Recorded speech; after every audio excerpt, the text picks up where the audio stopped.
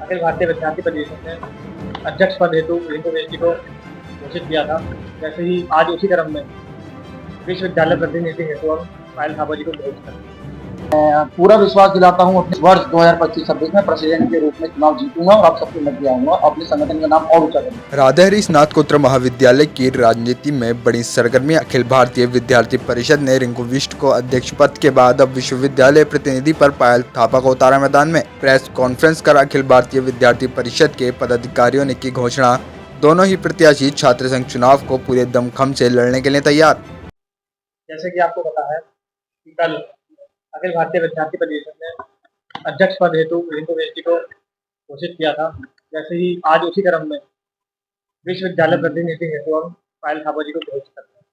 सर्वप्रथम मैं अखिल भारतीय विद्यार्थी परिषद जो हमारा मातृ संगठन है उसका बहुत बहुत आभार करता हूँ, धन्यवाद करता हूँ कि उन्होंने मेरे ऊपर विश्वास जताया है और इस वर्ष 2025-26 में छात्र संघ चुनाव होने वाला है उसमें मेरे को छात्र संघ अध्यक्ष का टिकट दिया है और मैं पूरा विश्वास दिलाता हूँ अपने संगठन को, अपने साथियों को, अपने जिला संगठन मंत्री को और जितने भी हमारे मेरे साथी हैं, मेरे समर्थक हैं, अपने सभी भाई बहनों को कि इस वर्ष 2025-26 में प्रेसिडेंट के रूप में चुनाव जीतूंगा और आप सबके मध्य आऊंगा, अपने संगठन का नाम और ऊंचा करूंगा। ये सर्वप्रथम तो मैं ये प्रयास करूंगा कि हमारे महाविद्यालय में साफ सफाई हो जाए, क्योंकि आपने देखा होगा हमारे महाविद्यालय में झाड़ जंगल बहुत ज्यादा है। हमारे महाविद्यालय में कई सारे ऐसे जोन है, ऐसे पार्क टाइप के एरिया है जिनको हम अगर नवीनीकरण करें तो वो बहुत अच्छे सुंदर तरीके से बन सकते हैं। जैसे हमारा जो महाविद्यालय है वो और सुंदर हो जाएगा, बहुत अच्छी तरीके से सौंदर्यकरण हो जाएगा। पहला मुद्दा मेरा ये रहेगा, क्योंकि हमारे महाविद्यालय में कुछ एक माह पहले ही गसल फाइबर साफ काफी निकले थे हमारे महाविद्यालय में, तो वो झाड़ी झंकर जो कट जाएंगे तो उससे भी बच्चों का भी बचाव होगा, साथ ही महाविद्यालय का सौंदर्यकरण भी बढ़ेगा। साथ ही मैं चाहूंगा मेरे महाविद्यालय के अंदर कुछ ऐसे कोर्सेज हैं जो बहुत दिक्कत है, जिनमें बच्चे करना तो चाहते हैं परंतु फीस के कारण वो झिझकते हैं, और कुछ प्रोफेशनल कोर्स भी मैं अपने महाविद्यालय में लाना चाहूंगा। रिंकू भाई, आपके साफ सफाई की बात करें तो आपके विद्यालय के अंदर एक रोज गार्डन जी जो कहीं भी छोटा कहीं ना कहीं खत्म हो जाओ, क्या आप उसको कोई ध्यान देंगे? बिल्कुल, मैं आप सबको पूर्ण विश्वास दिलाता हूँ कि हमारे महाविद्यालय में एक अच्छी खासी लागत के बाद जो रोज गार्डन तैयार करा गया था हमारी बीएससी बिल्डिंग के पीछे, आज आप वहाँ जाओगे तो रोज गार्डन नहीं, वहाँ सिर्फ एक आपको ऐसा लगेगा कि मैं किसी जंगल में आ गया हूँ, जंगल में आ गई हूँ, क्योंकि वहाँ बिल्कुल झाड़ी पेड़ उल्टी सीधी, मतलब वहाँ पे रोज का तो कोई नामो निशान ही नहीं है। तो बिल्कुल इसे मैं संज्ञान में लूंगा और जल्द से जल्द इसका नवीनीकरण कर एक सुंदर पार्क में जिसे बदलूंगा। कैंपेनिंग किस तरीके से करती है? क्योंकि बहुत कम समय लग गया है कैंपेनिंग की और एक डेडलाइन पर आपका डिक्लेरेशन हुआ है। देखिए किस तरीके से?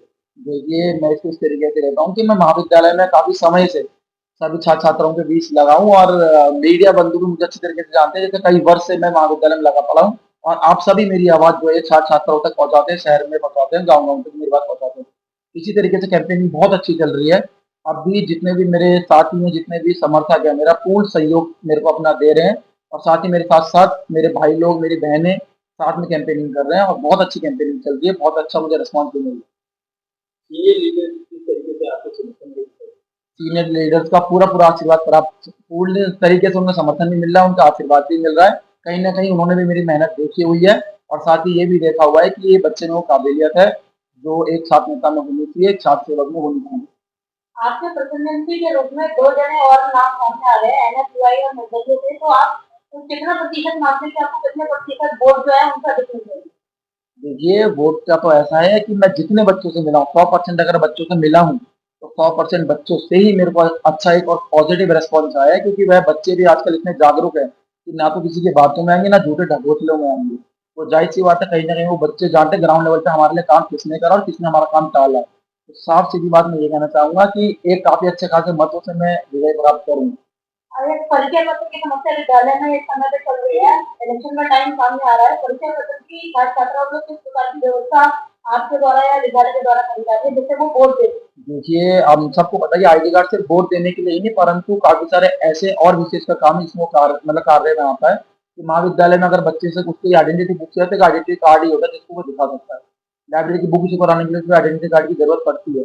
इस मुद्दे को मैंने काफी टाइम पहले ही अपने महाविद्यालय के प्रोफेसरों के साथ रख दिया था कि भाई साहब कि गुरुजी बहुत जल्द से जल्द आप जल्द से जल्द आईडी कार्ड ये निकाल दीजिए, क्योंकि बच्चों को बाद में समय नहीं मिल पाएगा, बच्चों को समय टाइम भी लगता है जो आईडी कार्ड आने में, दूर दूर दराज से बच्चे महाविद्यालय में आते हैं।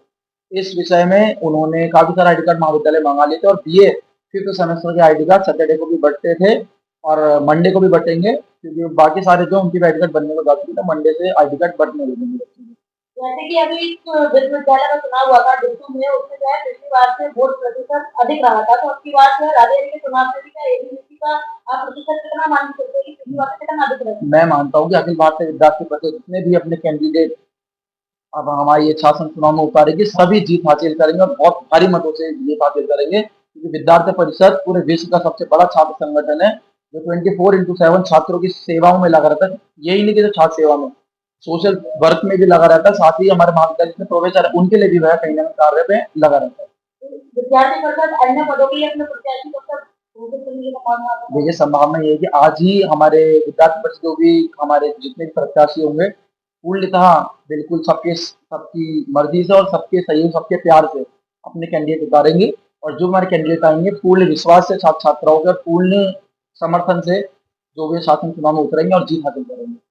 सर्वप्रथम मैं अखिल भारतीय विद्यार्थी परिषद का धन्यवाद करती हूँ कि उन्होंने मुझे विश्वविद्यालय प्रतिनिधि के लिए चुना। मैं अपने संगठन को भरोसा दिलाती हूँ कि आने वाले छात्र संघ चुनाव में मैं बहुत मजबूती के साथ चुनाव का सामना करूंगी और अखिल भारतीय विद्यार्थी परिषद को भारी मतों से विजय प्राप्त कराऊंगी। और संगठन को मैं पुनः धन्यवाद करना चाहती हूँ कि उन्होंने मुझे इस काबिल समझा।